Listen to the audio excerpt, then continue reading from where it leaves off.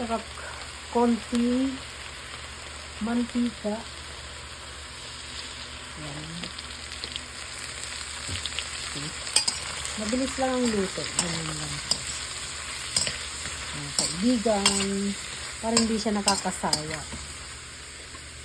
Yan. Tapos meron akong roasted garlic dito. Konti lang din.